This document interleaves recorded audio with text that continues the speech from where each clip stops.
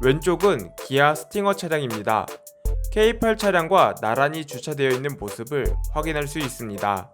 하지만 실제로 차량을 비교해보면 신형 K8의 3세대 플랫폼 적용으로 기존 전고보다 다운사이즈가 된 것으로 확인되었습니다.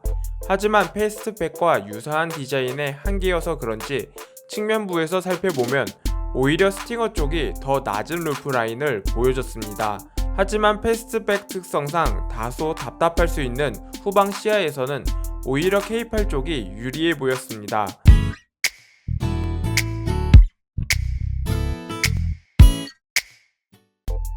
시청해주셔서 감사합니다. 많은 분들이 아실지 모르겠지만 이번 K8은 화성 공장에서 생산이 될 예정입니다. 빠르면 올 상반기인 3월부터 양산이 시작되겠습니다. 보통 양산을 시작하게 되면 대략 한 달 뒤쯤에 고객에게 인도가 이뤄질 시기이기 때문에 늦어도 4월에서 5월쯤에 K8이 출시할 것으로 전망되겠습니다. 그리고 이에 발맞춰 최근 K8의 신차 출시 테스트를 서두르는 모습도 포착되었습니다. 오늘은 K8의 스파이샷 소식을 전해드립니다. 영상을 시청하시기 전에 구독과 좋아요 꾹 눌러주시면 감사하겠습니다. 보다 많은 K7 관련 소식은 K7 킹클럽을 통해 확인하실 수 있습니다. 출시일까지 카페 회원분들께 더 많은 정보를 전달하기 위해 나아가겠습니다.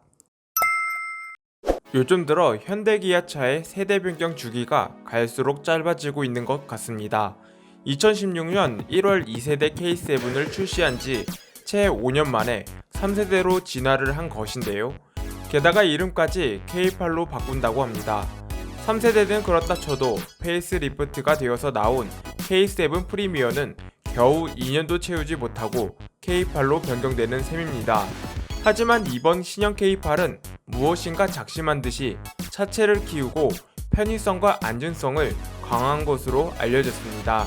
이렇게 편의성과 안정성 그리고 더 나아가 차체 크기까지 키울 수 있는 건 앞서 영상에서 소개했던 3세대 플랫폼 때문인데요. 게다가 패스트백과 유사한 외형은 한층 더 차량을 스포티하면서도 젊은 인상을 심어주는 게 포인트라 할 수 있겠습니다. 그렇다면 구체적으로 얼마만큼의 날렵한 외형을 갖췄는지도 비교해보도록 하겠습니다. 왼쪽은 기아 스팅어 차량입니다. K8 차량과 나란히 주차되어 있는 모습을 확인할 수 있습니다. 기아 스팅어는 전장 4830mm, 전폭 1870mm, 전고 1400mm, 휠베이스 2905mm인 차량입니다. 반면 2021년 출시한 K7 기준으로 전장 4995mm, 전폭 1870mm, 전고 1470mm, 휠베이스 2855mm입니다. 하지만 실제로 차량을 비교해보면 신형 K8의 3세대 플랫폼 적용으로 기존 전고보다 다운사이즈가 된 것으로 확인되었습니다.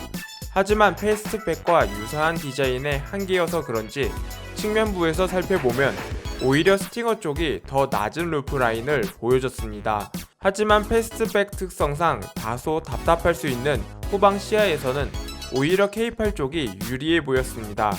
루프 라인에서 떨어지는 라인은 K8이 스팅어보다 더 높고 길이가 길기 때문에 충분히 후방 시야까지 확보했을 거란 생각이 드는 이유입니다.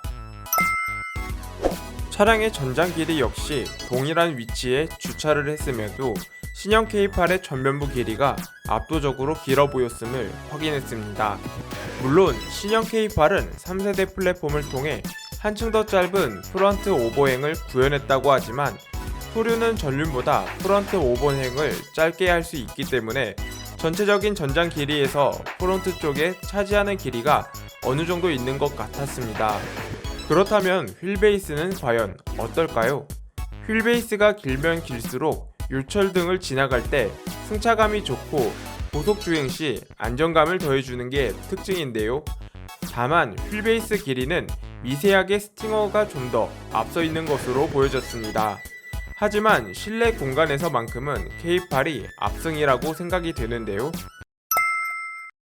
그리고 C필러 라인까지 2열 시트에 헤드룸이 위치해 있기 때문에 그 밖에 레그룸 공간 역시 압도적으로 공간 차이를 보여줄 것으로 기대가 됩니다. 그 밖에 실내 모습 또한 새로운 모습을 포착했습니다. 차량의 대시보드 및 도어 트림이 우드 형상의 소재가 적용이 된 것을 확인을 했는데요. 그리고 송풍구는 트렌드에 맞게 슬림해진 모습을 확인할 수 있었습니다. 그 밖에 2열 공조 장치는 가로 형태의 LCD 공조 장치가 적용된 것으로 확인이 되었습니다. 그런데 차량 실내를 자세히 살펴보면 직물에 가까운 듯한 시트 모습을 볼 수 있었습니다. 구체적으로 어떤 시트인지 아시는 분은 댓글로 남겨주시면 감사하겠습니다.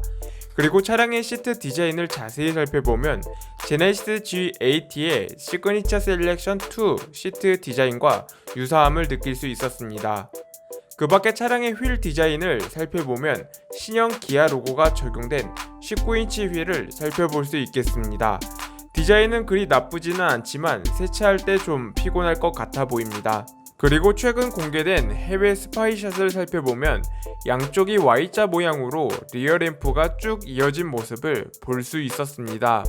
하지만 국내 테스트 차량의 리어램프를 유심히 살펴보면 리어램프의 시작 라인에서는 단순한 일자였지만 다음과 같이 포인트점은 특이점을 발견할 수 있었습니다. K5와 K7 프리미어 때와 마찬가지로 리어램프가 완벽히 이어지는 모습을 보기에는 힘들어 보입니다. 반면 이번 K8의 리어램프 디자인을 보고 오히려 고급스럽다라는 의견도 있겠습니다.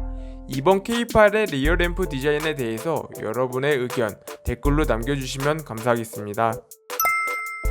그렇다면 이번 신형 K8의 배터리는 어떨지 알아보겠습니다. 배터리의 용량과 성능은 자동차에게 있어서 매우 중요하다고 볼 수 있겠습니다. 사람으로 따지면 온몸 곳곳을 다니는 혈관세포라고 볼 수 있겠는데요. 다만 한 가지 아쉽게도 이번 신형 K8의 배터리 용량은 다음과 같습니다. 최근 출시하는 신차들마다 최첨단 전자 기능들이 추가가 되고 있습니다. 그렇기 때문에 배터리의 성능 및 용량은 중요하다고 볼 수 있겠는데요.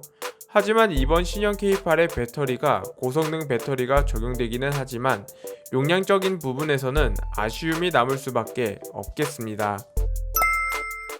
오늘 준비한 영상이 도움이 되셨다면 구독과 좋아요 한 번씩 꾹 눌러주시면 감사하겠습니다. 다음 영상에서도 보다 유익한 소식들로 찾아뵙겠습니다. 이상 제알람이었습니다. 시청해주셔서 감사합니다.